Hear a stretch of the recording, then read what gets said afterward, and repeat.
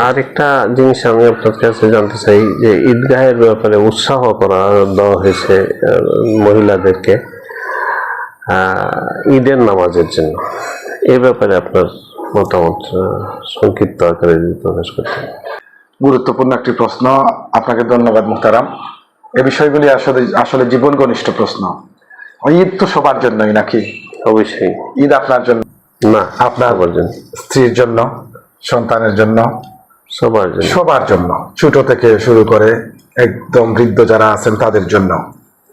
তো এখানে নারী পুরুষ সকলের জন্য ঈদ বছরে দুটি উৎসব আল্লাহ রাব্বুল আলামিন মেহেরবানি করে দান করেছেন। আল্লাহ নবী সাল্লাল্লাহু আলাইহি ওয়াসাল্লাম সেই উৎসবে নারীদেরকেও অংশগ্রহণ করার সুযোগ দিয়েছেন। উৎসব যেহেতু সবার জন্য, উদ্বুদ্ধ করেছেন।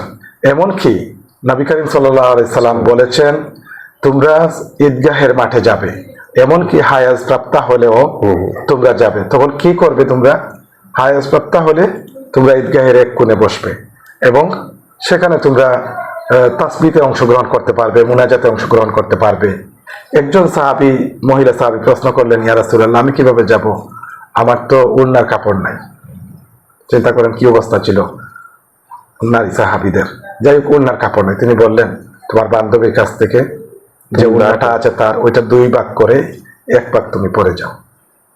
উৎসাহিত করেছেন। এটি আমার কাছে খুবই খারাপ লাগে যে সেই ঈদগাহ থেকে আমরা আমাদের বোনদেরকে মাহরুম করতেছি। সুতরাং ঈদগাহগুলোতেও নারীদের জন্য অংশগ্রহণের একটা ব্যবস্থা রাখা দরকার। যদি ফাসাদ সৃষ্টির সম্ভাবনা না থাকে, আপনি নিশ্চিত এখানে ফাসাদ হইতে পারে, এরকম কোনো সম্ভাবনা যদি থাকে, ভয় থাকে, আতঙ্ক থাকে, তাহলে অবশ্যই যেতে দিবেন না। জাযাকাল্লাহু খাইর।